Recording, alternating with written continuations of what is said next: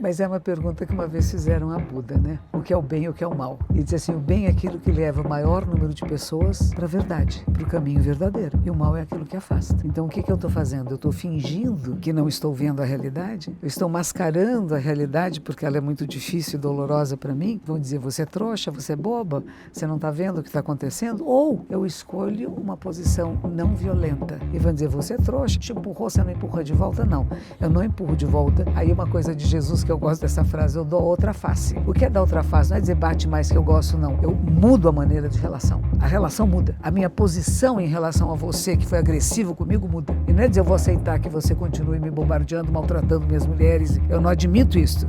Olá, sejam bem-vindos a mais um Rivotalks. Namastê. Namastê. Hoje o papo é sobre despertar, sobre reconhecer e estar atento a si mesmo para então poder fazer a diferença no mundo. É isso mesmo. Aos 77 anos, a monja Coen usa a sabedoria de vida, os ensinamentos do Buda e as práticas da sua ordem para tentar abrir os olhos das pessoas sobre a nossa unicidade. A gente falou sobre a vida dela, claro, comum aqui, e muito sobre o quanto é importante a gente acalentar até mesmo as coisas mais estranhas que existem dentro de nós. Exatamente. Não deu para falar de tudo sobre a vida dela, mas essa mulher teve uma vida muito intensa e muito louca até descobrir a sua vocação monástica. Então, ouçam a nossa conversa e depois vocês dão aquela pesquisada marota sobre a história dela, que é interessantíssima. Verdade. Então acomodem-se e venham ouvir esse Rivotalks que tá assim, ó, de explodir a cabeça. Mais um lindo encontro semanal com um convidado, com o apoio das drogarias Pacheco e São Paulo. E lembrando sempre, Sim. né, que pelo app, pelo site, você tem 10% de desconto usando o cupom RIVONEWS em compras acima de R$150, só não vale para medidores de glicose. Exatamente. Então bora, que você não pode dormir sem essa.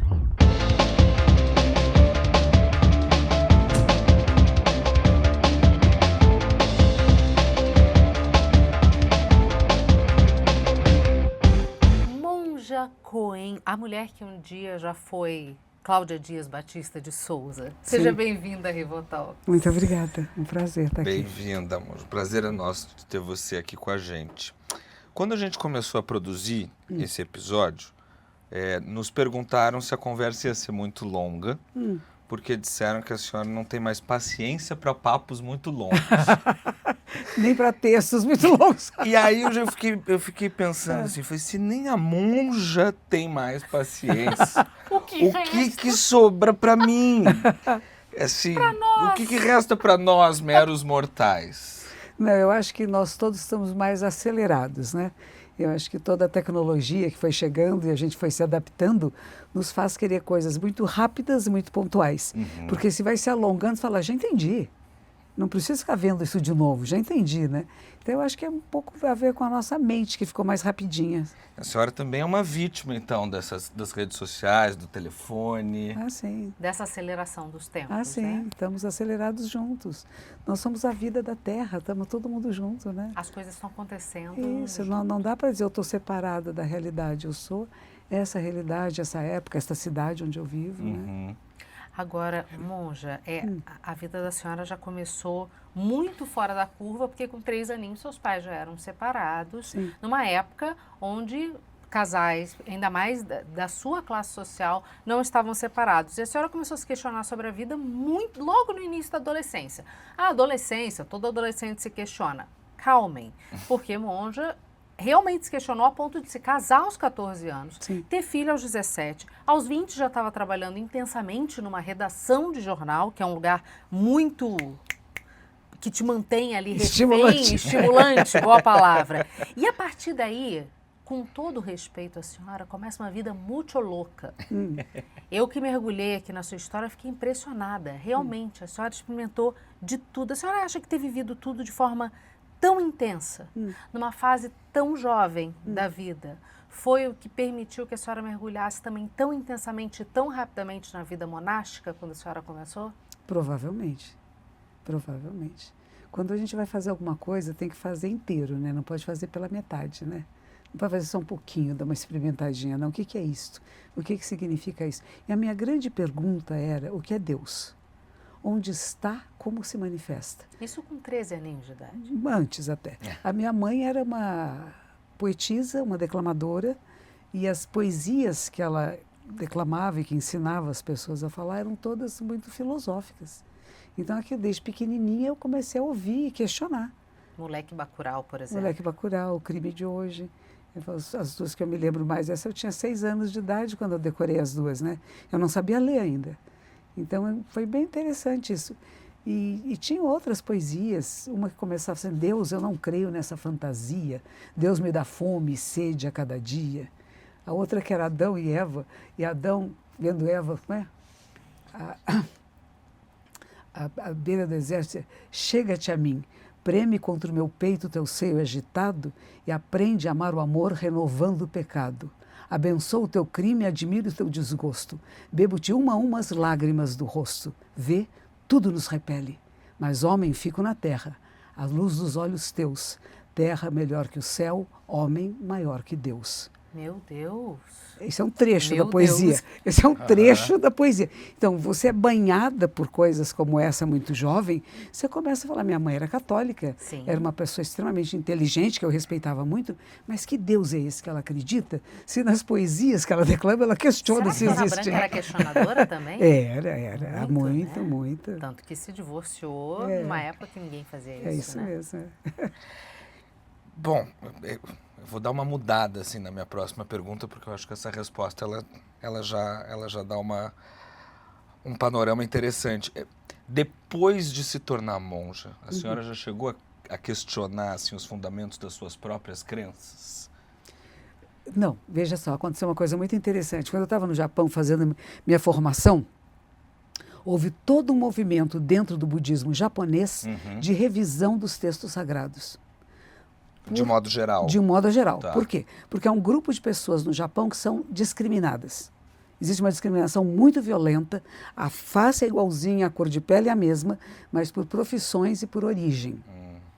E então, esse grupo que é chamado aqueles de 4, porque são como animais, e são chamados não humanos. É uma coisa muito grave, que vem da Índia. Então, na Índia, os intocáveis são aqueles os não humanos. Então, nos textos sagrados antigos, os mais tradicionais, Buda vai fazer a sua palestra, dar seus ensinamentos. Ele sempre sobe numa montanha, um lugarzinho mais alto para poder ser melhor visto e ouvido. E lá estão todos os seres, Gandharvas, seres extraordinários, seres humanos e não humanos. A primeira vez que eu li, eu falei, bom, outros bichinhos, né? E aí você começa a perceber que não, são os intocáveis. E isto foi trazido para o Japão junto com a tradição. E há muitos, e nós, da minha formação, a parte final da minha formação, foi exatamente estudar a discriminação preconceituosa do budismo japonês. E nós íamos a cemitérios onde os monges escreviam o nome dessas pessoas errado, porque elas eram analfabetas. Então escrevia o nome faltando uma perninha, que é para identificar. Inclusive, quando ia ter um casamento, as pessoas iam ver de onde você veio, de que cidade, de que província. E onde é que será que você foi registrado? Eram os templos que registravam. E os monges registravam para deixar bem claro que era um dos intocáveis. Houve muitos suicídios, ainda existe isso no Japão, houve muitos suicídios, muitos desesperos, e a minha turma de formação monástica, lá de graduação como professora no Japão, se especializou em visitar esses grupos, entrar em contato com essas pessoas, visitar esses cemitérios e pedir perdão. Porque eu só estou nessa ordem, eu estou recebendo tudo que essa ordem já fez. Claro. Então, como é que eu purifico esse karma? Como é que eu purifico essas ações? Então, foi uma coisa muito intensa, mas não era individual meu. Entendi. Era do coletivo de todas as igrejas budistas, principalmente porque teve um episódio, não sei se foi em Princeton, nos Estados Unidos, que tinha um professor, um monge, dando uma palestra, e alguém na plateia perguntou, mas não existe discriminação, preconceito no Japão? Não, não existe. Aí levantou-se alguém e disse, existe sim.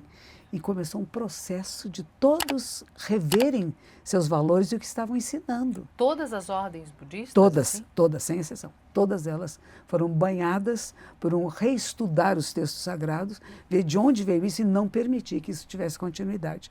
Até a superiora do meu mosteiro, que é uma mestra extraordinária, ela foi chamada uma vez porque ela disse que a vida era como uma ikebana.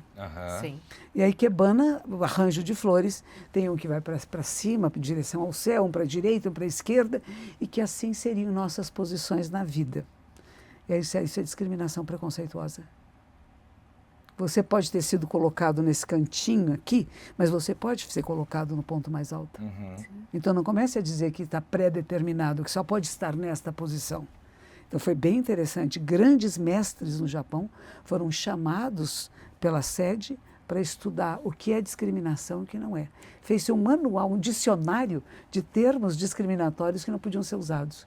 Que sorte, né, monja? A senhora também está nesse momento de revisar todos os textos, de revisar, né? Tudo isso.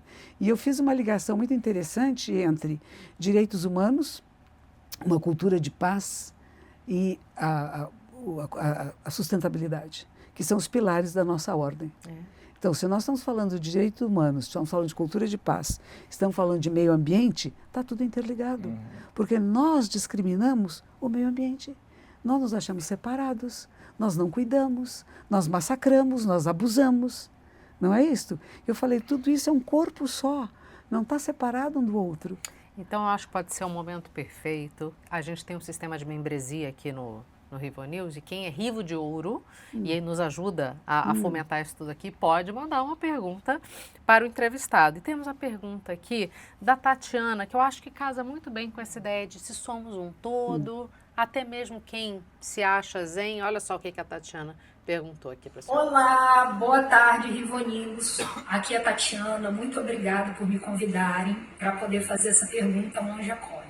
Monja Cohen, eu me considero uma pessoa zen. Eu estudo astrologia védica há 6 anos, estou com os meus chakras todos alinhados, eu canto mantras, mas eu não consigo me manter zen no transporte público. Ainda mais nesse calor de mais de 40 graus aqui do norte do Rio de Janeiro. É criança chorando, é gente dando bolsada na gente, são os homens querendo encoxar a gente. De vez em quando ainda aparece um pregador do apocalipse mandando se arrepender logo porque o fim do mundo está próximo. Me ajude, Monja Cohen, por favor. Que linda. Como se manter, então? Tatiana quer saber outros tantos, acredito eu. Não, então, o que a gente fala estar zen é uma palavra que quer dizer meditar. Ela não é que estar bem, nem de bem com o mundo. Sim. Tem outro caractere para estar bem com o mundo, que também quer dizer zen. Mas não é a mesma coisa. Então, o zen do zen budismo é um estado meditativo, que nem sempre diz que você está de bem com tudo. Se isso está me incomodando, eu tenho que me sentir incomodada. E o que eu faço?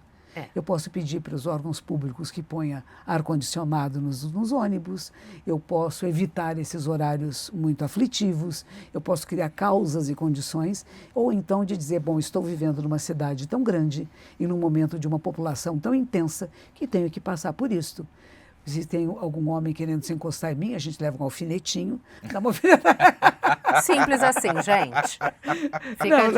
Não é para matar nem para ferir muito, mas chega para lá. Chega para lá. Ou grita, fala alto, né, reclama. Não pode se calar e dizer, estava encostando em mim. Então, o que você fez? O que você fez a respeito disso? Chamou atenção? Chamou alguma pessoa ali perto? Esse cara aqui está indecoroso, meu. Fala. Então a gente tem que se manifestar no mundo, não é silenciar e dizer está medonho, está ruim como eu sofro. O que eu faço para que seja diferente? Porque se é ruim para ela, é ruim para todos. Mas é muito engraçado, assim, porque eu imagino que essa não seja a resposta que a maioria das pessoas esperava, né? Faça da um mantra. Isso, fecha os olhos. Eles ajudam. Mantras, preces, nos ajudam bastante ao quê? A entrar em equilíbrio. Porque tudo isso está nos tirando do nosso equilíbrio, está tirando da área de conforto. É muito desconfortável. Acho que há poucos dias atrás uma senhora desmaiou num ônibus do Rio de Janeiro por causa do calor. Foi tirada, né? Foi para um pronto-socorro. Então isso acontece mesmo, é muito desagradável. Agora o sistema de transporte público tem que cuidar disso melhor. Então, a nossa manifestação é para que isso seja melhorado. E não só dizer, eu não sofro sozinha. Estamos todos juntos. Aqui em São Paulo, o trânsito é medonho, né? Intenso, como você falou, essa manhã foi terrível, né? E a gente fala, puxa, que bom que estou numa cidade grande, onde tantas pessoas querem viver aqui. E isto é o resultado de tantas pessoas com tantos carros em ruas que não foram preparadas para isso. Então, sofremos juntos. E o que a gente faz? Dá passagem para um, não dá para 10. Isso. E alguém dá passagem para você. Então, a gente tem que, entre nós, criar essas regras invisíveis, mais éticas, de como facilitar que seja melhor para todos. E não só melhor para mim, porque eu não tenho eu separado. No Japão, por exemplo, dada a organização, que é a organização que a senhora também cita ali, que você vivia dentro do monastério ali, né? 15 minutos para ajeitar tudo assim que acordava, eles são tão organizados que a vida flui de uma forma aparentemente mais leve, apesar de ser cidades... Não, Tóquio é terrível. Exatamente. Tóquio é pior que aqui, muito pior. Pois é, olha isso, tá vendo? Mas você vê, não tem e aquela confusão do metrô ali que tem aqui? Lá tem uma fila. Que fila nada, eles empurram as pessoas dentro. Os hominhos de luva, as pessoas que trabalham no metrô dão luvas para empurrar para poder fechar a porta. Não, é uma multidão, nós estamos falando de multidões no Japão. A população é muito, muito grande. Tá vendo? Então é difícil também, mas tem ar-condicionado dentro. E também tem o problema de homens se esbarrando em mulheres. Claro. Lá também existe Tá vendo? isso. A gente... É ser humano. Eu achei particularmente curioso essa diferença que a senhora fez entre a meditação, né, o recitar o mantra, enfim. A gente pode dizer que, por exemplo, porque o que a senhora recomenda é agir em nome do bem comum também, porque aquilo que te incomoda também está incomodando outras pessoas. Isso. Numa situação como essa, então, o recitar o mantra e tentar achar ali o seu ponto de equilíbrio para não fazer nada seria uma atitude egoísta, então.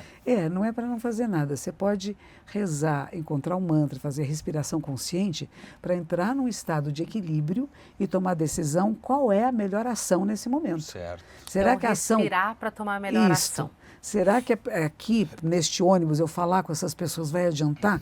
Ou será que não? Se eu tenho um celular, se eu posso entrar... fazer uma petição, enfim, o que se pode fazer. Então, está em equilíbrio para tomar decisões acertadas. Certo. Mas não significa que é só silenciar, meditar e respirar é a solução. Não é ser passivo em relação ao que acontece no mundo. Isso. Né? Não. A gente vive num mundo, obviamente, somos todos semelhantes, como a senhora sempre diz, semelhantes. Não somos iguais, somos semelhantes. Isso. Ou seja, tem um grau de estranheza entre um e outro. E eu ri muito que eu ouvi a senhora falando sobre sua irmã Branca, que considerava você muito parecida quando você era novinha. Você ia lá, exibida. Ia recitar o moleque Bacurau para as visitas. A mamãe vinha, vai, recita. Aí você ia, recitava. Toda faceira. E você lia, né? Muito jovem também, leu o livro Estranho no Mundo Estranho. Ah, sim. Também, né? De uma forma ou de outra, a senhora sempre teve embebida desses valores de olhar para o diferente, ficar atenta às diferenças do mundo.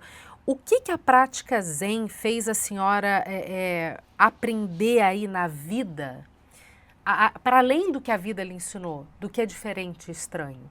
Que isso já teve imbuído na sua vida. Eu acho que me deu um pouquinho mais de paciência. Entendi. Mas não muito. Tá, porque eu já soube que a senhora é nervosa também, brava. Um pouquinho mais de paciência. Quando eu era muito jovem, sabe aquelas coisas de bater a porta, sair andando bravo, assim, fazendo barulho? Então essas coisas modificaram. Eu já não bato as portas e não saio dando pisadas muito bravas. E ainda tenho uma certa maneira de querer ensinar. Eu fico um pouco impaciente quando você ensina uma coisa para a pessoa e a pessoa não entende. Contei isso para ele.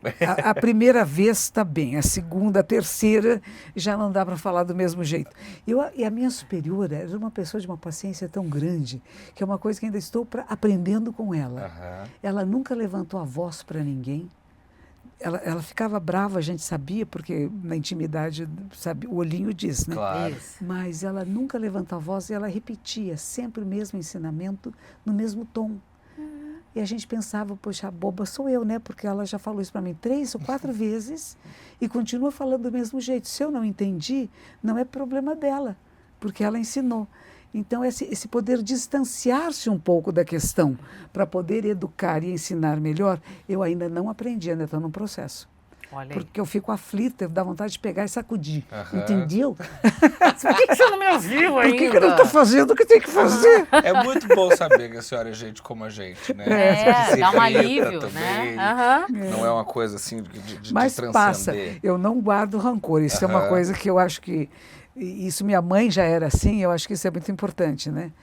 Tem pessoas que guardam rancor, ficam meses sem falar com a outra, põem recadinho na geladeira. Eu recomendo às pessoas, não façam isso. Você tem um problema para discutir, uma questão que não está boa, fala, discute, pode brigar, xingar se for o caso, mas depois fala, passou, entendeu? Mostrou o seu ponto de vista, compreendeu do outro. É possível fazer uma média disso, porque ambos fiquem satisfeitos? Vai ficar de mal, não. Bom, é possível, então vamos falar do livro, Isso. né, que a senhora escreveu junto com Gustavo Arnz. Sim. Ser feliz, : é possível?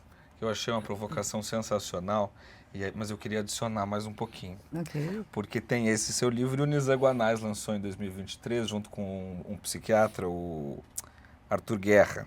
É isso? Arthur Guerra. O título é Você Aguenta Ser Feliz. Então, quer dizer, a gente não sabe nem se é possível e ainda tem que ver se a gente consegue, né? Se a gente tolera a felicidade. É muito bom isso. A felicidade é para qualquer um? Bom, depende do que a gente chama de felicidade. Você vê a palavra felicidade, vem a mesma raiz de fértil e de frutífero. Então, aquilo que você tem uma ideia, por exemplo, o programa, tiveram essa ideia, está funcionando, está indo bem, então ficamos contentes. Existe um contentamento. Se não desse certo, tivesse que fechar, haveria uma certa tristeza, um luto de um projeto que morreu, que não deu certo. Então, aquilo que dá certo nos faz bem. Então, felicidade é um pouco isso. O Buda fala muito de contentamento com a existência. Ele diz, inclusive, o seguinte, a pessoa que conhece o contentamento é feliz até mesmo dormindo no chão. Quem não conhece o contentamento é infeliz num palácio celestial. E a gente sabe disso, né? Por isso que o budismo vai falar que existem vários mundos. E um deles é dos seres insatisfeitos. Que sempre está faltando. Está faltando isso, está faltando aquilo. E esses seres que estão sempre num estado de insatisfação, eles não encontram a plenitude. E talvez a felicidade tenha a ver com momentos de plenitude, que não é uma coisa constante, mas se você conheceu o contentamento, entrou em contato com isso que é o prazer na existência, mesmo quando a coisa não está boa, você sabe, isso também passa. Que é o primeiro ensinamento, não há nada fixo nem nada permanente. A permanência, É né? a impermanência. Então tem momentos de plenitude, de alegria, de contentamento e outros momentos de dúvida, de questionamento e outros de tristeza. Mas isso é a vida. A gente pode até ficar alegre que ainda consegue ficar triste. Por isso, não é? Exatamente. Vou aproveitar que a senhora falou em contentamento, porque a senhora virou monja nos Estados Unidos. Sim. Aí foi para o Japão, Sim. Viveu lá alguns anos. Mas quem levou a senhora para a terra de Siddhartha, o Buda, foi um professor, Marcos Rojo, de né? yoga. Olha aqui. Olá, professor. querida monja, estou terminando aqui minhas férias e recebi o privilégio de poder fazer uma pergunta para a senhora nessa entrevista. Para o yoga, um dos preceitos importantes é o contentamento. Como o Zen Budismo vê o contentamento? Obrigado, monja. Saudades de vê-la pessoalmente. Um grande abraço. Grande abraço, professor. Um dos Que grandes alegria. nomes da yoga, da prática da yoga, né? Aqui em São Paulo é um dos maiores nomes, sim. Ele levou yoga para a USP, ele transformou a visão do yoga, né, para todas as pessoas, não só como ele é um professor também de educação física, Sim. então ele leva para a educação física e ele não insiste muito nas práticas, vamos dizer, espirituais, vamos dizer, de mantras, etc. Ele ensina, mas não é o ponto principal. É o equilíbrio, ele chama a ciência do yoga, né? Equilíbrio físico, mental e espiritual, que está tudo numa coisa só. É um grande, grande professor mesmo. Então, e uma vez ele me convidou que fosse à Índia com ele. E era um grupo grande, tinha mais de 50 pessoas, tínhamos 2 ônibus gigantescos, acabamos visitando vários lugares, inclusive a Mãe do Abraço, que não estava no programa. Nós estávamos passando pela cidade de Goa, que é o sul da Índia, estávamos passando por lá e o motorista de um desses ônibus disse: a Mãe do Abraço está aí hoje, vocês não querem ir no ashram dela? O ashram é o lugar onde ela mora, né? Aí fomos até lá e ela nos abraçou a todos nós, um por um, e antes dela dar o abraço, ela perguntava para alguém, para uma atendente dela, de que país era, né? E como é que se falava mãe nessa língua. Ai, que interessante. Então, aí a pessoa dizia, então ela virava para mim, me abraçava e dizia, mama. Eu achei aquilo muito interessante. Tinha uma fila de homens de um lado e de mulheres de outro, né? E o ashram tinha muitos alemães também, muito interessante isso. Um grupo da Alemanha que são muito devotos dessa mãe do abraço, né? E o que eu achei mais interessante disso tudo, ela é chamada um avatar, um ser extraordinário, mas o que ela faz? Serviço social.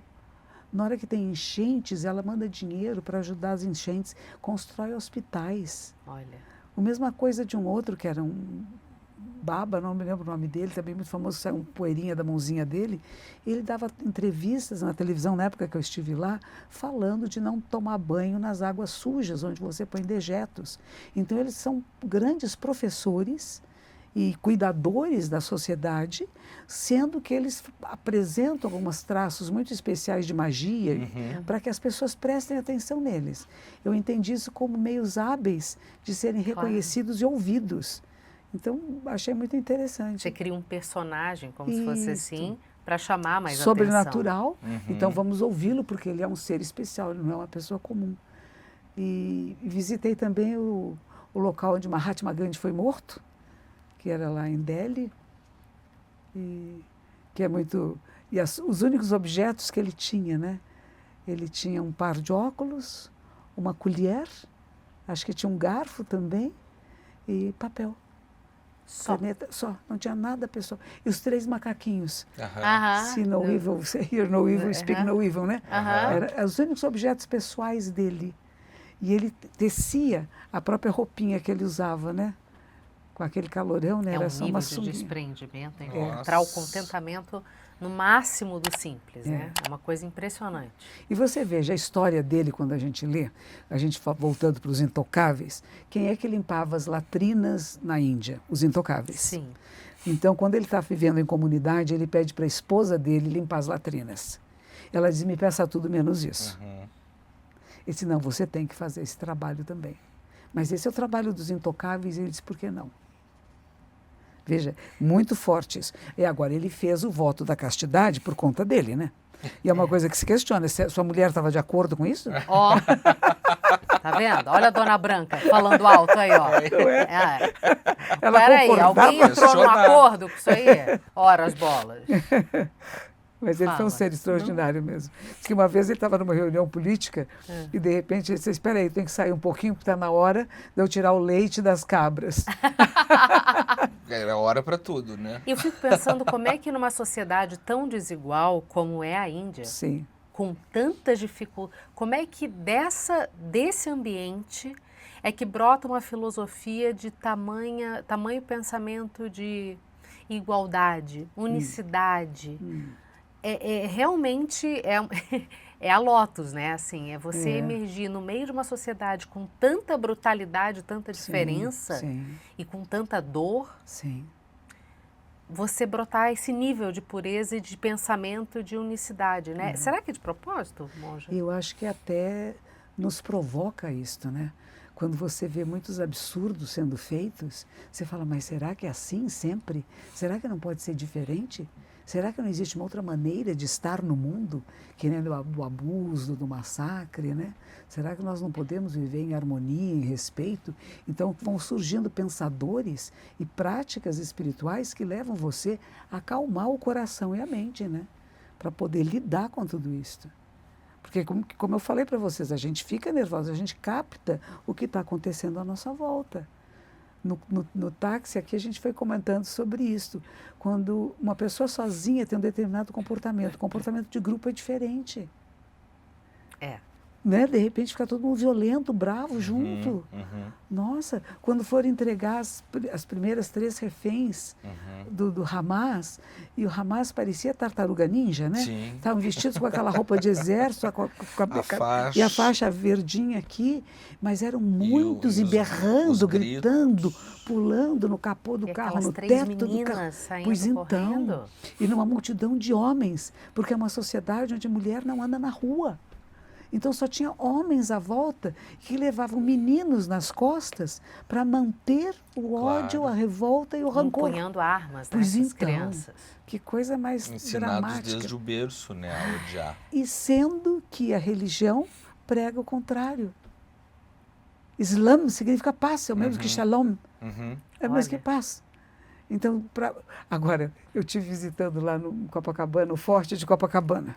Não sei se vocês já foram lá. Sim. Quando você vai saindo do forte, tem uma frase que está escrita ali na pedra. Para que, se você quer a paz, prepare-se para a guerra. Nossa! Ali, é contraditório. Você vai tomar o seu café ali na Confeitaria Colombo, olha aquele mar lindo, se enche de alegria e lê essa frase. Se você quer a paz, prepare-se para a guerra. Eu falei, que medo, né? Não, tá muito equivocado. Mas, Monja, desde que o mundo é mundo, os homens brigam por religião. Né? Por água, por dinheiro e poder. Água, dinheiro e poder. Exatamente. Isso não é exclusivo de nenhuma crença, né? Estava até conversando com a Cecília na nossa reunião de pauta, que existem até alguns grupos budistas que são extremistas, né? Você tem ali Mianmar, aquelas agressões aos islâmicos e tal.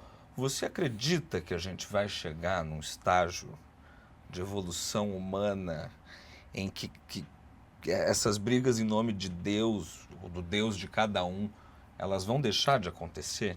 Eu espero que sim. Quem escreve sobre isso também é o Harari. É uma das coisas que eu acho bem importante. Quando eu li, eu fiquei muito contente de ver. Ele também pratica meditação, não é a mesma que a minha, mas é de outra linhagem.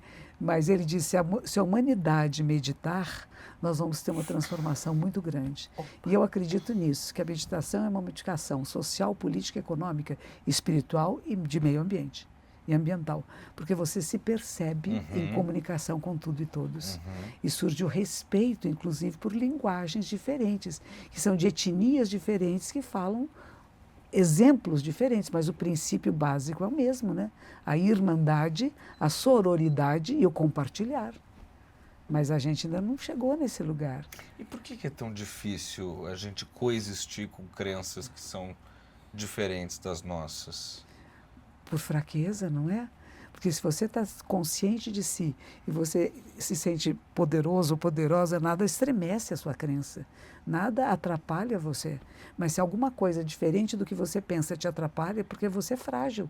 Não é porque você é forte, é porque é fraco. Que interessante. Se o que está de fora te incomoda num nível tão grande, a frase do Abílio Diniz, né? Você não tem que olhar para a janela e ver qual é o problema do outro. Você tem que olhar no espelho e entender qual é o problema em você. É lindo isso. Mas é que a lógica do fanático, ela passa pelo oposto disso, né?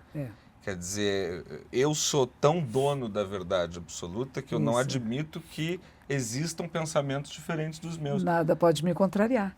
Então, quem me contraria tem que ser exterminado, porque o pensamento deles é errado. Então, existem grupos muito extremistas em todas as tradições espirituais, no Islã inclusive, né, que eles acham que a sociedade ocidental precisa ser exterminada. Sim. E que a ideia é a invasão. Que o pessoal na França se preocupa muito com isso, né? Porque eles se reproduzem com grande rapidez, não tem controle de natalidade, as preces são feitas nas ruas, né, porque não tem mesquitas, e as pessoas querem sair de casa e não conseguem porque tomam as ruas todas, né? E no sentido de que somos tão democráticos, que aceitamos tudo isto, a preocupação de alguns franceses é que a sociedade e a cultura francesa seja engolida e transformada. Mas a gente também tem que lembrar que os povos árabes foram os primeiros a fazer o número zero, né? Astrolábio. E tantas coisas de conhecimento e desenvolvimento vieram dos países árabes. Inclusive do Líbano, né? Boa parte do Líbano, Síria, dos nossos todos conhecimentos. Eles, então, tem coisas maravilhosas. Então, não é dizer são todos loucos e perturbados, não é bem assim, né? Claro. Não, claro que não. O negócio é chegar numa linha de extremismo que bagunça isso tudo. Estou fascinado com isso. O fanatismo, na verdade, é uma É o fragilidade na sua própria crença. É isso. Né? Mas eles vendem como Pronto, a partir de agora, Monja, deixa eu explicar uma coisa para a senhora. Perdemos o Gabriel, ele vai ficar nesse ponto da entrevista, porque o Gabriel, quando ele fixa-se num ponto, lá ele fica. Aí ele vai sair da entrevista e vai continuar falando. Você já pensou? Volta. Já que a senhora falou em meditação, a importância da meditação, parece que a senhora está lendo o nosso roteiro, eu estou um pouco assustada.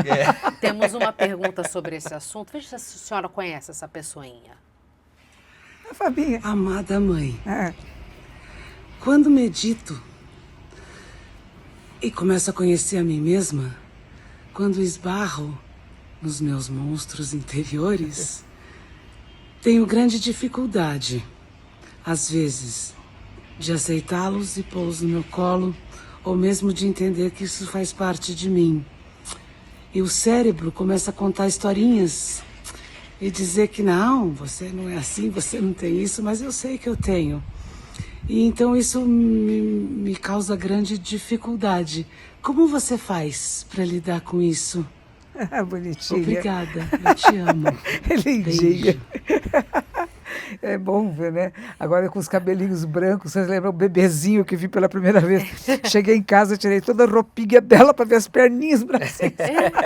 2 anos e meio lavando coelhinho ali, Isso né? mesmo. Sem parar, Fraldas e coelhos, não tinha fralda descartável. É. Foi uma farrinha. Tricotando, eu que nunca tricotei na vida, fui capaz de fazer tudo. É tão interessante a vida, né?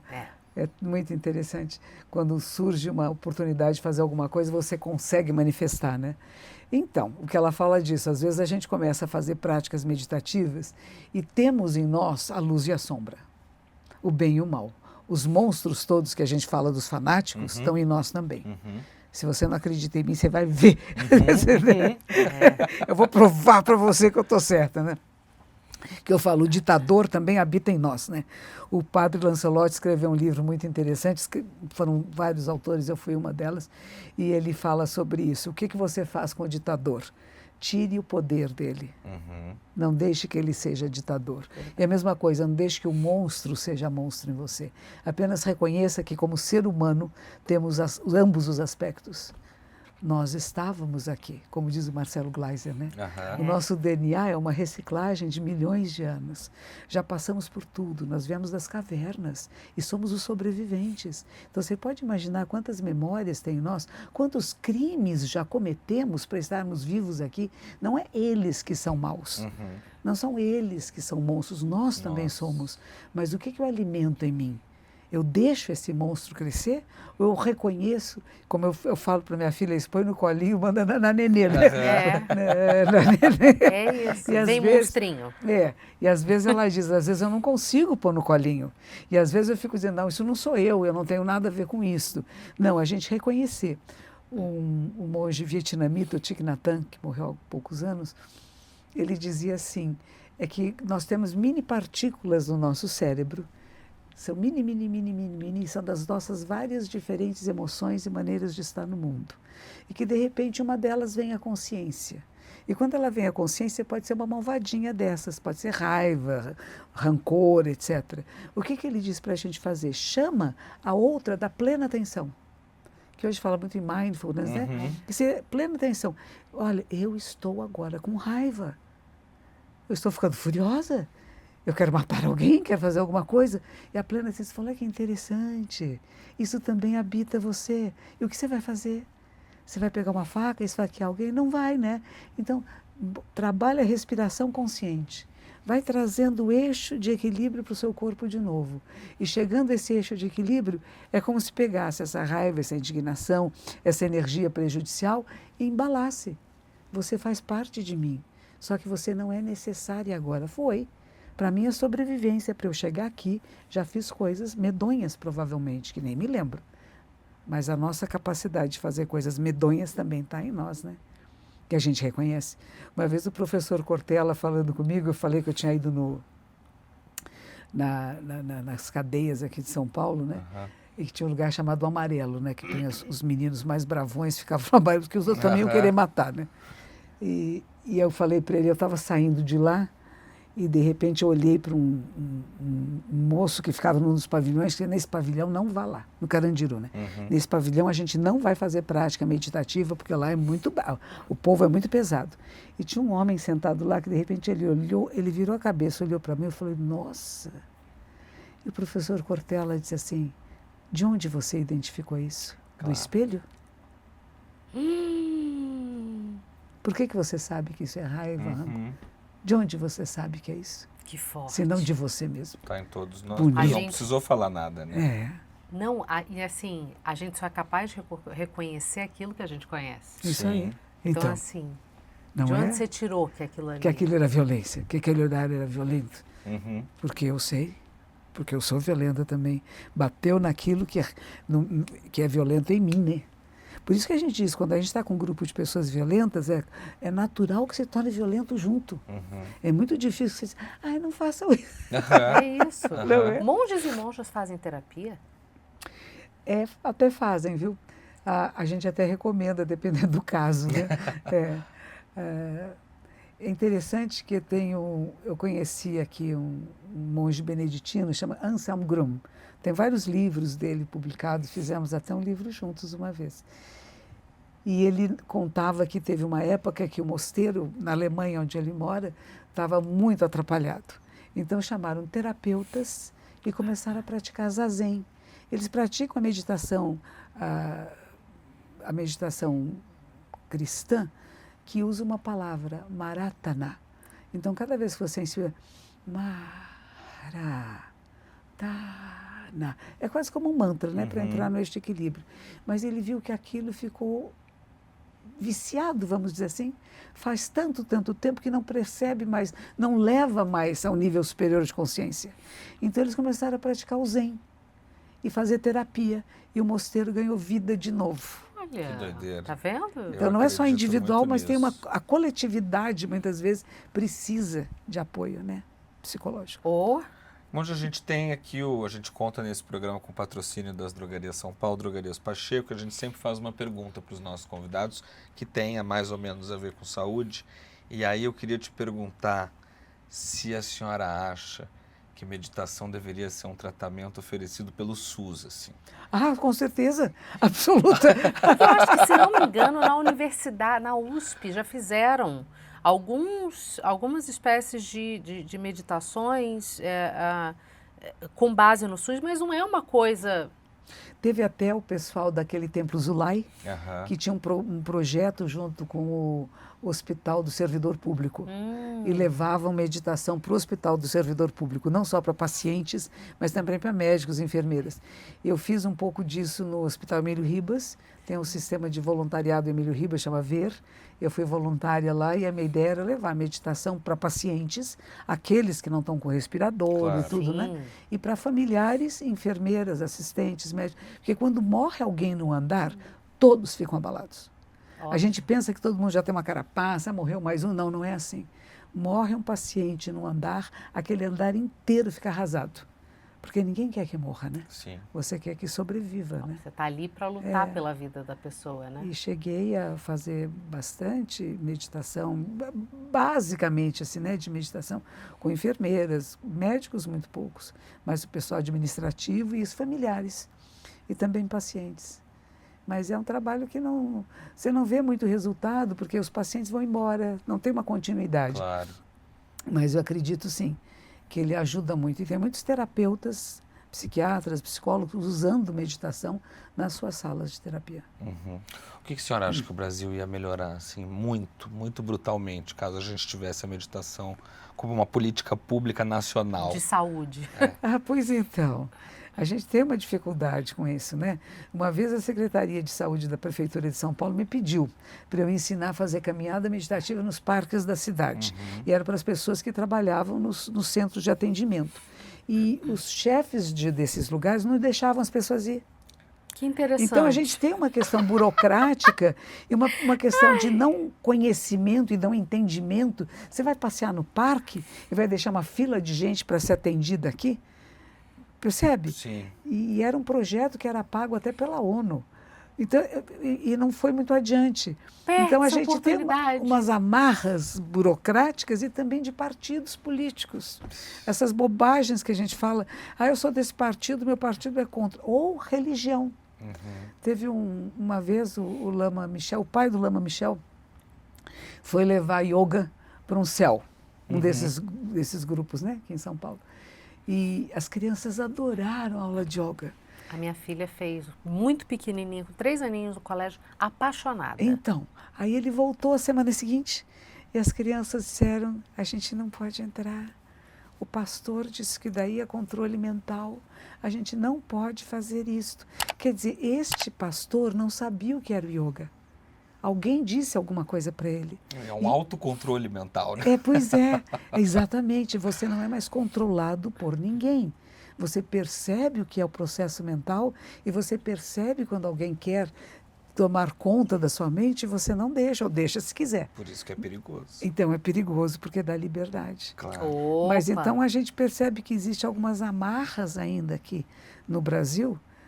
Você veja, lá nos países que são budistas, na Tailândia, por exemplo, a meditação é levada nos presídios. Por isso que esse meu aluno quis levar para o Carandiru, né? Mas aqui ninguém é budista. E é um grande estranhamento, vão ficar meditando. É isso.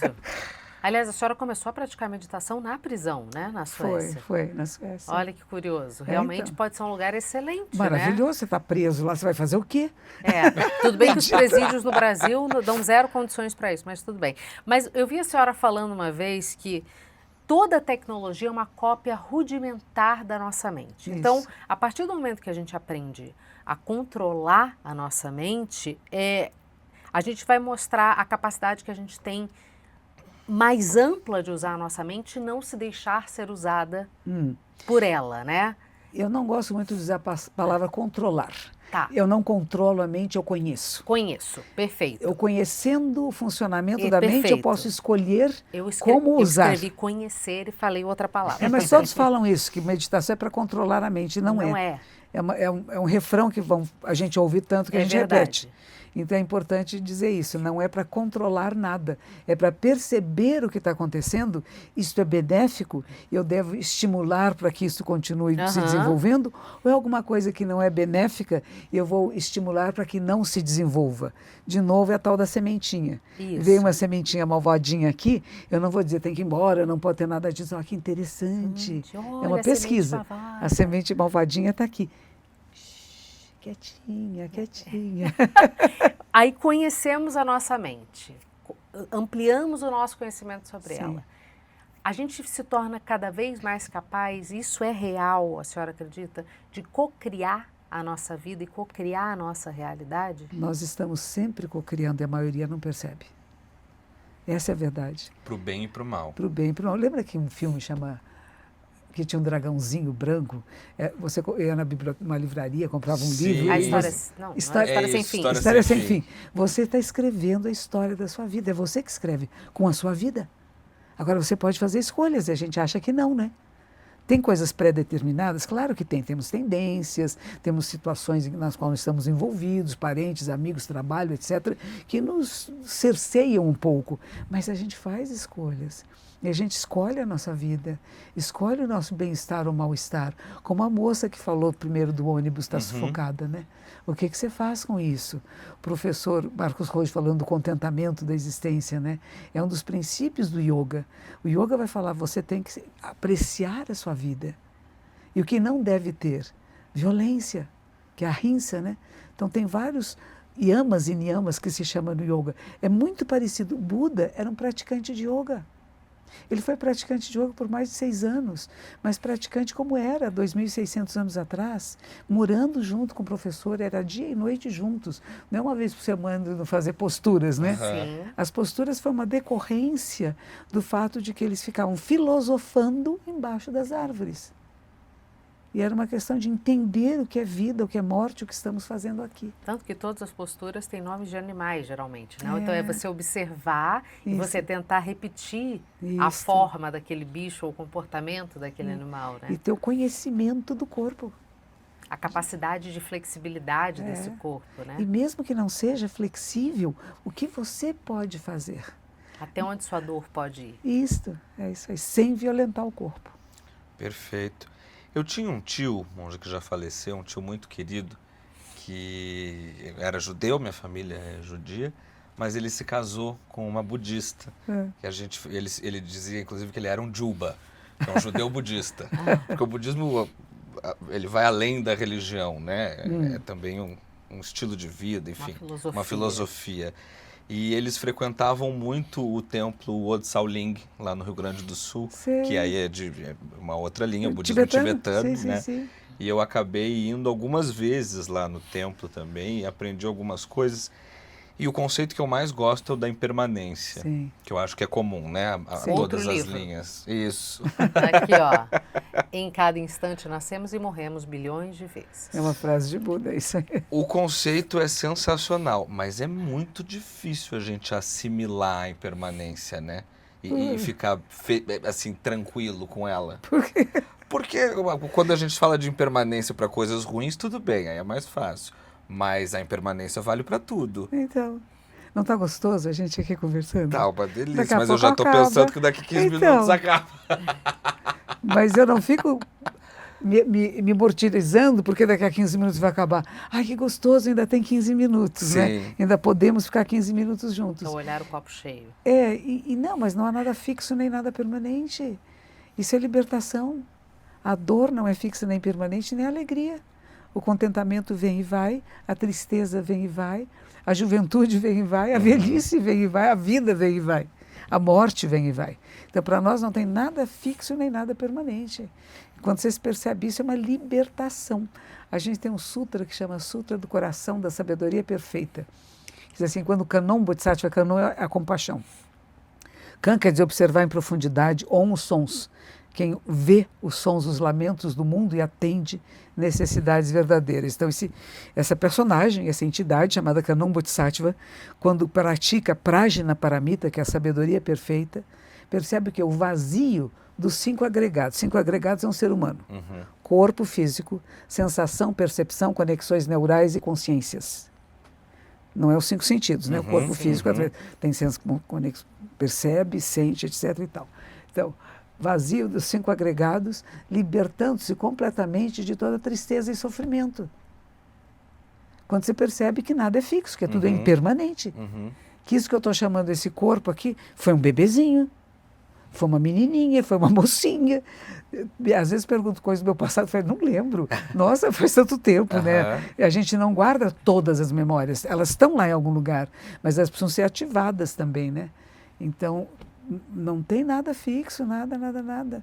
Alguns minutos atrás, eu estava num táxi, no trânsito, né? Sentadinha, entrei no táxi, estava geladinho, falei, ai, que frio. Aí ele aumentou um pouquinho a temperatura. Entramos nessa sala, também estava bem gelada. Aumentou, está bem confortável agora, não está? Sim. É isso, não é fixo. Dizer, não, tem que ficar 16 graus aqui. Eu falei, nossa, traz um casaquinho. Todos. Por favor. Obrigatoriamente. Mas a gente tem dificuldade com o conceito da impermanência por causa de ego, será? Ou esse apego, né? A tudo, quero um emprego fixo. Eu quero um emprego que eu vou me sentir confortável, seguro, que nada vai me tirar de lá. Não é isto? O mundo já foi assim. As pessoas entravam para trabalhar numa empresa e morriam trabalhando nessa empresa. Sim. Cresciam ou não dentro dela, mas era para a vida toda. E o filho depois ia lá. Nós estamos numa sociedade fluida, que não é mais assim. Porque a realidade não é esta. Mudar de empresa era uma vergonha no passado, né? Verdade. Hoje em dia é uma honra, né? Puxa, Claro. fui chamado para um lugar melhor, mais agradável para mim, né? Então não há nada fixo nem nada permanente. A gente não trocou de dentinho, trocou de dentinho. É verdade. E assim, né? Retornaremos ao pó, como diz Isso aí. né? Vamos voltar de Somos novo. pozinho. Eu acho que tanto quanto a impermanência, a dificuldade que a gente tem também muito grande é reconhecer essa unicidade das coisas. Sim. Se não me engano, a frase era do seu mestre, assim como é. É isso. Assim como é. Niosê. Assim como é. Não tenho. A coisa está dada. É a isso. gente está interligado. Isso. E a história da senhora no mosteiro, sem saber de nada o que estava acontecendo no mundo. De repente começar a virem todas as músicas de John Lennon Sim. à sua mente. Sim. E ele tinha Sido assassinado. Em que medida perdeu-se o inconsciente coletivo? Porque se a gente for olhar na história, pirâmides foram construídas ao longo do planeta, mais ou menos numa mesma época, de um mesmo jeito, numa mesma forma. Existia um inconsciente coletivo rolando para que essas construções possivelmente fossem feitas de uma mesma forma, talvez. A senhora acessou alguma coisa que o mundo inteiro estava emanando. Um grande nome da música foi... E, de repente, essas músicas vêm à sua mente. Em que medida perdemos o inconsciente coletivo, essa capacidade de termos essa unicidade, essa coisa que o Jung falava, né? Algumas pessoas falam, alguns estudiosos falam de eras axiais. que houve eras axiais de mudança da mente humana de pensar e de estar no mundo. E tem mais ou menos, são alguns séculos, onde vão aparecer em países diferentes, confucionismo, taoísmo, budismo, os grandes pensadores gregos e romanos, é mais ou menos num período de séculos muito próximos. E não eram pessoas que se conheceram, mas houve uma mudança na estrutura e na percepção da realidade. Primeiro, que somos finitos, como o corpo físico, e as questões filosóficas e espirituais que começaram a emergir e vão criar religiões e grupos de pensadores diferentes, né? Tem uma coisa muito linda que acontece. E eu acho que a gente está entrando noutra. Porque a gente está entrando num beco sem saída. Faz sentido. Que a única saída que vai ter é mudar a maneira de estar no mundo. Senão nós vamos nos autodestruir. Quando a gente fala de destruir a natureza, nós estamos matando a nossa capacidade de vida no planeta. Quando nós estamos guerreando e matando uns aos outros, nós estamos acabando com a espécie humana. É o que a senhora falou, uma bomba não mata só mulheres e crianças, que todo mundo dá ênfase. Mata-se tudo, baratas. Baratas, formigas, ganso, passarinho, aranhas, tudo morre. E as pessoas só falam, estão morrendo mulheres e crianças. Eu falei, e o que mais, gente? E aqui até morrendo velhinho, também do bichinho, né? Isso. E a gente fica falando, a mulher, civis. Está morrendo ser humano, gente, está morrendo árvore. A gente está poluindo o planeta. Cada vez que joga um míssil, que joga uma bomba, a gente está poluindo o planeta. E de repente vai ficar com pena deste e contra aquele. Por quê? Por quê? Não, aquele horror que foi em outubro lá em Israel, aquilo... E você sabe o que dizem para mim? Que as filmagens que mandaram eram falsas. Imagina. Das coisas mais doloridas ao documentário que a gente assistiu. Pois então. E alguns que nem chegaram até nós. Sim. Não é verdade? O que chegou foi mais delicadinho. Leve, né? E aí vem dizer que é mentira, que é fake, que é inteligência artificial. Eu falei, gente, por favor. Então, quando a pessoa... Isso que eu for falar, que eu digo que você fica blindado e não vê a realidade porque você tem um pensamento político tal que isso não me interessa ter.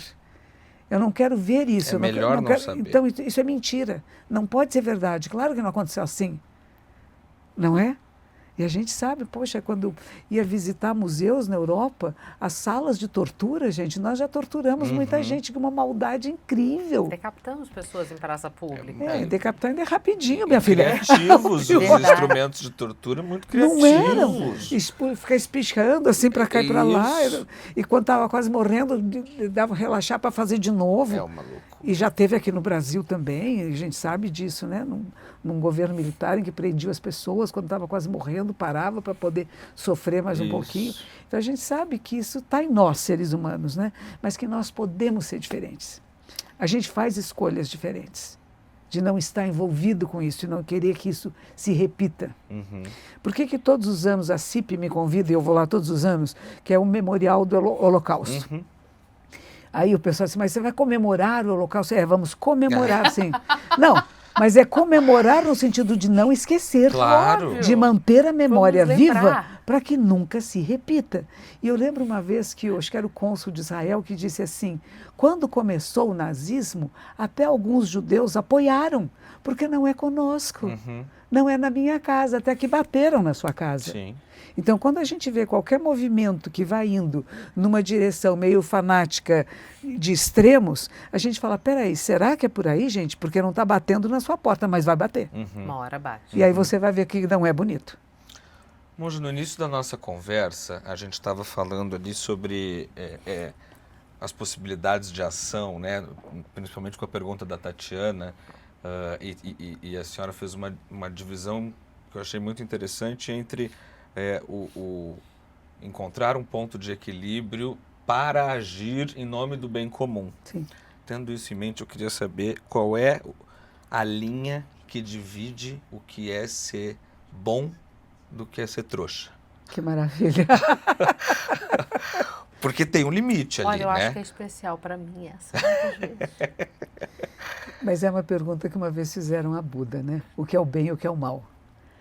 E diz assim, o bem é aquilo que leva o maior número de pessoas para a verdade, para o caminho verdadeiro.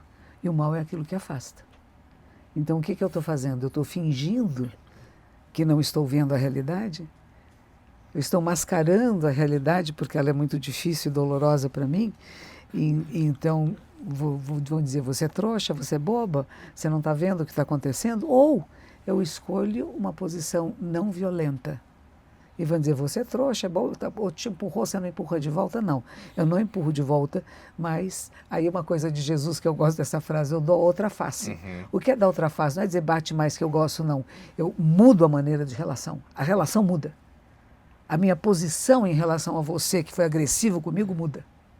E não é dizer, eu vou aceitar que você continue me bombardeando, maltratando minhas mulheres. Eu não admito isso. Mind blowing. Não é?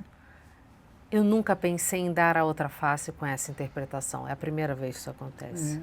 É realmente mostrar a minha outra face, Isso. né? Eu vou lhe dar a minha outra face. Você acabou de ver uma, a qual você bateu. Então agora eu vou lhe dar uma outra face. Isso. Que não é aceitar a Uma agressão. outra relação. E não é só que eu aceito a agressão e nem que eu vou revidar do mesmo jeito. Mas podemos pensar de forma diferente, podemos conviver. O exemplo que a senhora deu da cadeira de rodas, que a senhora saiu em Los Angeles, muito Assim. feliz. Vou ajudar essa senhorinha agora. Vou carregar a cadeira. E ela olhou e falou assim, eu tenho anos para ter uma cadeira que eu possa conduzir. Você tá me...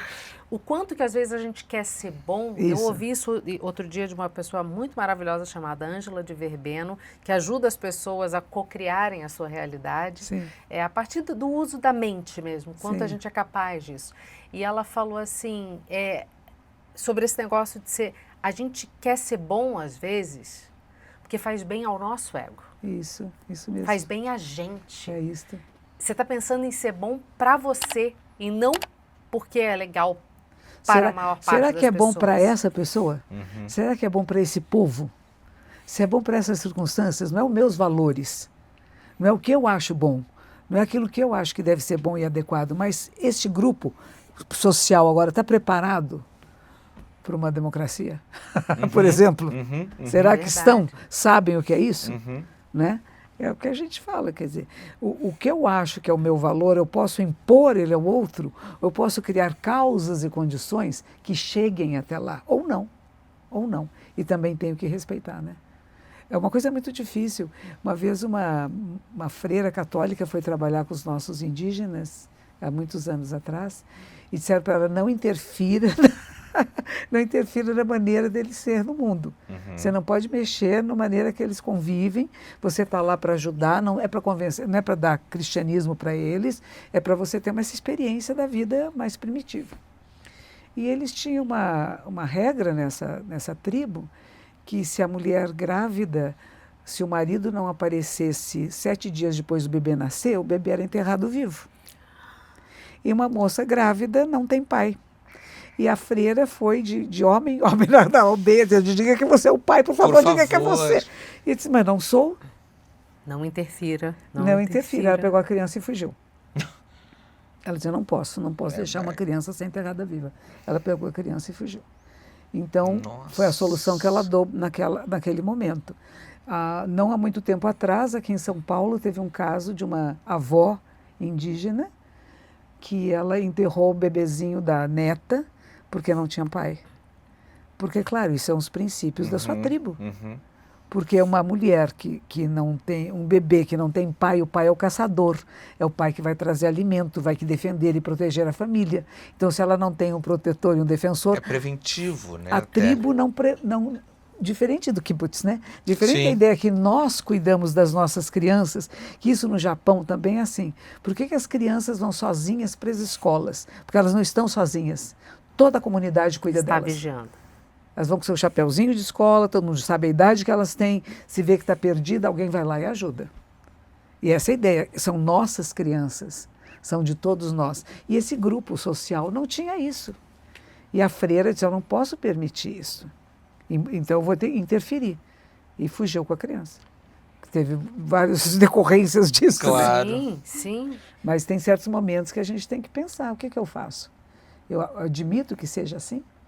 Conheci um jovem médico sem fronteiras, que ele esteve num dos países árabes, onde o casamento é obrigado pelo pai, escolhe o marido da filha, e a filha tinha um namorado, não queria casar. Sabe o que as mulheres fazem lá? Elas põem fogo nas suas partes íntimas. Aí o marido devolve a mulher para o pai. E ele, Médicos Sem Fronteira, ficou desesperado e disse, gente, ele é um psiquiatra, nós temos que lidar, isso é uma questão psiquiátrica da comunidade, não é de uma pessoa, porque elas se consideram heroínas por fazer isso, né? E muitas morrem. Claro. Aí o pessoal disse, não se meta. Você veio aqui para cuidar de pessoas que receberam tiros, bombas, não é para se meter nisso. Não é se meter na sociedade. Eu disse, como não? Como que eu vou dizer não tenho nada a ver com isso? Se eu estou tratando mulheres queimadas e muitas. É um horror, né? Nossa! Que coisa horrível. Então isso existe no mundo, a gente não sabe, né? E aí o que é ser bom e o que é ser trouxa aí, pois né? então. Claro. E qual é o limite disso? Qual é o limite? Ele escreveu um livro sobre isso, ele fala sobre isso. Meu Deus. Ele torna público, né? Uma coisa que a maioria das pessoas não sabe, né? Claro, porque agir também não tinha como. Não né? tinha como, disseram, fique quieto, não faça nada. Que loucura. Ô, Monja, eu sei que um dos seus maiores objetivos, e é por isso que a senhora continua indo a podcasts e dando palestras e tudo mais, é tentar fazer as pessoas pensarem, fazer com que as pessoas queiram despertar. Exato. Que Buda é despertar. Isso. E você está atento ao que está acontecendo. Isso. A senhora quer saber como que faz para que as pessoas queiram estar despertas. Nessa jornada, desde que a senhora começou a pensar sobre essa pergunta, a senhora acha que está sendo mais fácil ou mais difícil? À medida com que a senhora encontra por aí. As pessoas têm tido essa vontade de despertar? Tem havido procura, sim. Tenho encontrado pessoas na rua que me agradecem, dizendo, puxa, ouvi a senhora falando, isso modificou minha vida. Então tem um resultado que é visível, né, de você caminhar e ter esse retorno. Mas eu acho que ainda é muito numa camada muito superficial, não é no nível mais profundo da consciência, né? E isso são anos que vão levar. E talvez não é uma função só minha, né? É uma função de todos nós. Falando de novo do Marcelo Gleiser, o último livro dele é sobre isso, né? O despertar da nova consciência, que é isso que a gente quer, é a consciência humana. E o que ele fala, que eu gosto muito, não tem mais antropocentrismo, tem biocentrismo. A vida é o centro do universo, não é a pessoa humana. E nós ainda achamos, né? A sua imagem e semelhança. Mas que imagem e semelhança do quê? Né? É isso. Do quê? Se tudo é vida. Se tudo é vida. Então, essa mudança de pensamento, e eu estive falando com a Ailton Krenak, lá junto com ele, foi muito lindo isso, de perceber que nós somos a vida da Terra. Estamos ligados a tudo e a todos. E despertar isso é perceber isto. E você vai perceber, por exemplo, o Thich Nhat Hanh perguntava, você prefere um monte de lixo ou um lírio muito lindo, né? Ele falou assim, o lírio vai virar lixo e o lixo vai virar lírio. Quando eu vejo isto, eu não tenho preferência. Por isso que a gente fala que o caminho é livre, sem apego e sem aversão. Isso não, eu nunca vou ter isso, que é o que a Fábia pergunta, né, minha filha? Tem monstros, eu não quero, os monstros não sou eu. Não, eu tenho monstros também sou uma pessoa monstruosa, mas eu escolho me manifestar no mundo de outra forma. Eu posso me manifestar com violência, mas eu não quero. E eu escolho, e vai ter que fazer um trabalho interno, né? Porque se alguém te empurra, qual seria o natural? Empurrar de volta? Não vou empurrar de volta. O que aconteceu? Por que me empurrou? Está distraído? Não viu? Estava no celular, o que estava fazendo que não percebeu? Estava em alfa, só que no celular, né? E aí não tem que brigar com. Não é querer transformar o outro. Mas cada um de nós, isso é uma frase que a minha superiora sempre disse também lá no Japão. Ela está com 93 anos agora. Cada um de nós que se modifica, modifica o todo. Cada um de nós que se transforma, transforma tudo à sua volta. Que transforma os que estão pelo menos ali próximos. E vai transformando, vai indo, vai indo. Então, não é que vai toda a humanidade, de repente, né? Despertar. Vamos todos despertamos juntos, que maravilha, veio uma luz do céu. Seria lindo, né? Seria muito lindo mesmo, né? Por isso que às vezes falo de alienígenas, talvez seja a única coisa que nos ponha em união. Tem coisas terríveis vindo do espaço. De fora, mas tem gente que já fala, vem alien e me leva, então assim, nem isso. Daqui a pouco vai ter dinheiro para dar pro alien, para ele levar primeiro. Vou passar na fila. É isso, vai comprar um ingresso VIP, né, para ir embora. Monja, a gente está quase no finzinho da entrevista. Sim. Nessa quinta-feira, então, dia 30 de janeiro, a senhora vai realizar uma cerimônia, uma palestra, né, de Ano Novo lá no Teatro Bradesco. Inclusive, gente, os ingressos estão disponíveis no site do Uhu. Vou colocar o link aqui na tela para vocês. Conta pra gente como vai ser esse evento. Então, é lá no Shopping Bourbon, que é do lado do Allianz Parque, para quem é palmeirense. Palmeirense. Oi, diretor. Não, o teatro é muito bonito. Sim. As poltronas são vermelhas, é muito lindo. E o que eu faço quando acontece de eu ter uma palestra lá em janeiro, eu faço a bênção de Ano Novo, que a gente chama que é a bênção da sabedoria perfeita. E tem um livro que simboliza, são 600 volumes, eu levo um volumezinho só, e a gente vira ele de um lado para o outro, dizendo que o vento da sabedoria, que os ensinamentos que levam ao despertar estejam na vida de todos, que todos possam despertar. E é essa cerimônia que eu faço. Eu falo um pouco o que é esse despertar e como que essa bênção faz que pelo menos os que estejam nesse teatro e os próximos deles possam despertar para essa consciência mais ampla, mais amorosa, de escolha, que você pode ter essa escolha na sua vida. Você fica com vontade de matar alguém, você não mata, mas você percebe que essa vontade existe em você e que não é feia, mas apenas você não leva adiante. Você, pelo contrário, vai entender por que veio, por que isso me incomoda, que fragilidade eu tenho que este ser humano me incomoda tanto. E aí você vai se fortalecendo e se autoconhecendo, porque o autoconhecimento e a sabedoria é o que afasta todos os males. Tem até uma frase que diz assim: chegou na porta principal a pessoa da não intenção.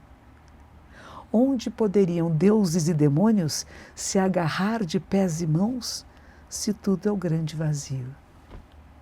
Verdade.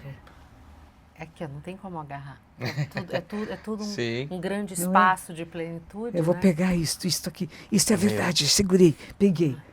E foi embora. Não tem nada onde se agarrar. Monja, eu sei que a ideia é ter 1 hora, né? Porque eu poderia passar 5 horas revivendo cada momento interessantíssimo da sua vida, que é uma vida que ela parece que ela é muito construída para formar quem a senhora é hoje.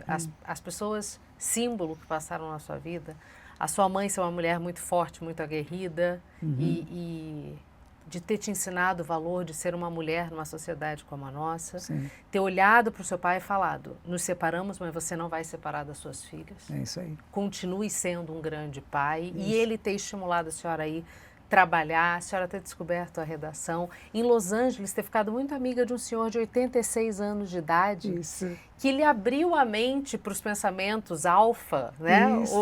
É muito interessante como é que todas as pessoas que surgiram na sua vida e toda a sua história de vida, parece que ela é uma construção, um quebra-cabeça perfeito para que a senhora montasse essa personagem, que hoje, essa persona, que não é só uma pessoa do bem ou do mal, ou cada um vai decidir, mas é como a gente falou, a senhora vestiu uma personagem para que o mundo olhasse para a senhora e pudesse, então, despertar. Sobrariam mais 27 milhões de perguntas aqui sobre tudo que a gente quer saber, mas eu acho que já foi bastante enriquecedor. Maravilhoso. Até aqui. Obrigada. Muito material para pensar. Se quiserem vir ao teatro dia 30, eu estarei lá. Com Será um prazer certeza. recebê-los. Que delícia. Muito obrigada. Obrigada a viu, vocês. Monja? Um prazer. Também usa o Namastê? Também? Namastê sim. É da Índia, a gente... Vai usar de qualquer forma, né? É. Gente, sei lá, paz e amor.